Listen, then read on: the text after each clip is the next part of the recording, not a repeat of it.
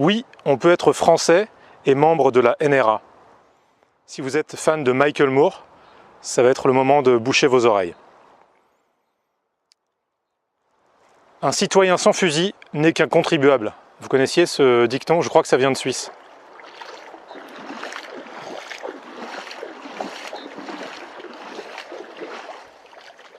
Oui, on peut être français, être de la NRA. D'ailleurs, on peut être de n'importe quelle nationalité et rejoindre la NRA. J'ai vérifié, on peut même être irakien ou coréen du Nord et faire partie de l'assaut. Donc vous voyez, c'est souvent présenté comme une association de redneck par nos journalistes du service public. Mais aujourd'hui, je vais vous donner un deuxième son de cloche. Je vais vous en parler en bien de cette NRA. La NRA, pour ceux qui ne savent pas, c'est la National Rifle Association. Donc l'association pour la promotion des guns aux États-Unis. C'est une association qui compte plus de 4 millions de membres. Donc bien sûr des rednecks, comme on nous le décrit souvent, mais aussi des célébrités. On a par exemple Eric Clapton qui est membre, Brad Pitt et Angelina Jolie, Clint Eastwood, bref j'en passe.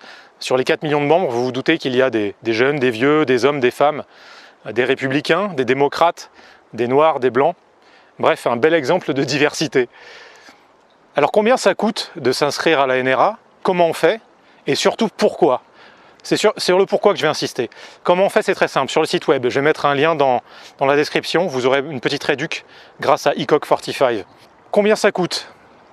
Entre 20 et 30 € par an, selon que vous vous inscrivez pour 1 an ou pour 5 ans. Et surtout pourquoi? Pourquoi s'inscrire à la NRA? Eh bien, c'est pour défendre la cause. Quelle est la cause? La NRA défend le droit pour chaque citoyen de détenir et utiliser une arme. C'est le fameux deuxième amendement.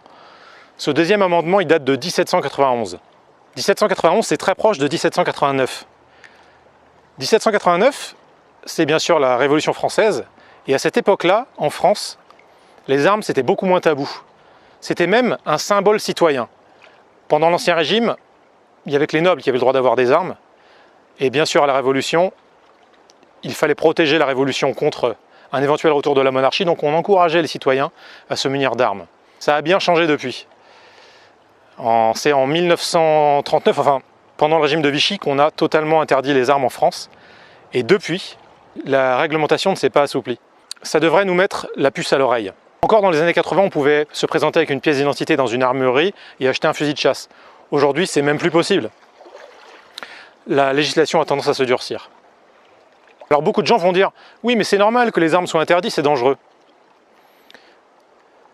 Il y a beaucoup à dire là-dessus. C'est vrai qu'il y a beaucoup plus de meurtres aux États-Unis qu'en France, par exemple.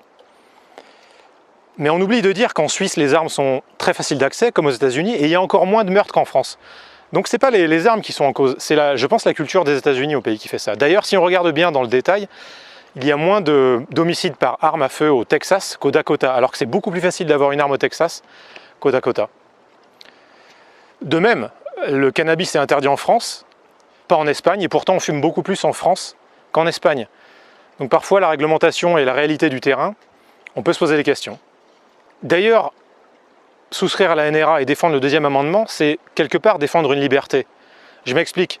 Ici dans le Colorado, pardon, dans l'Utah, le Colorado c'est la rivière, on peut conduire une Harley Davidson sans casque. Vous allez me dire c'est complètement dangereux de conduire une Harley Davidson sans casque, et vous avez raison, mais les gens qui conduisent une Harley Davidson sans casque le font en pleine conscience des risques. Ce sont des grands garçons ou des grandes filles, et ils font ce qu'ils ont envie de faire. Et quand on regarde les routes, effectivement, il y a beaucoup de gens qui conduisent sans casque.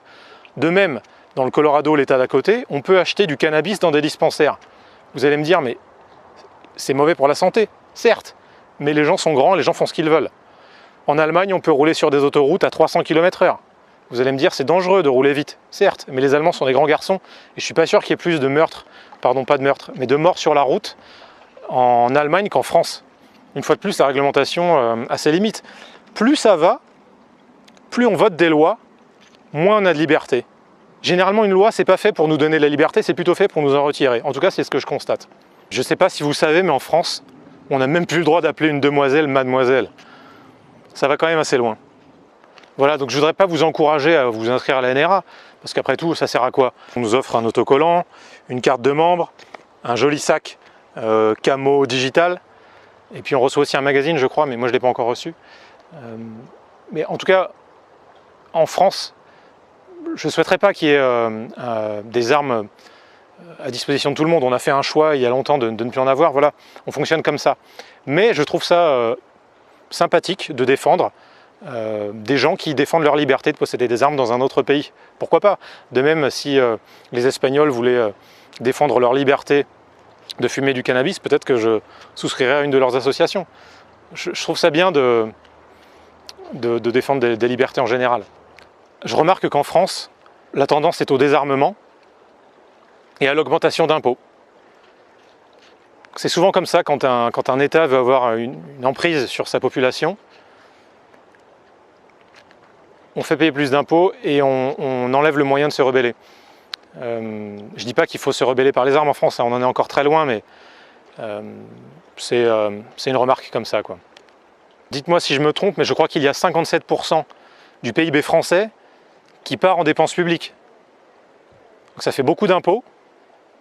Un État qui nous donne de moins en moins de liberté et qui dépense, lui, qui se donne des libertés pour dépenser. Ça donne à réfléchir. Voilà, j'espère que je vous aurais donné une autre opinion du deuxième amendement, de la NRA.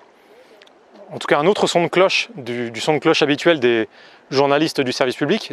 Il va être l'heure de se baigner. Ciao les francophones.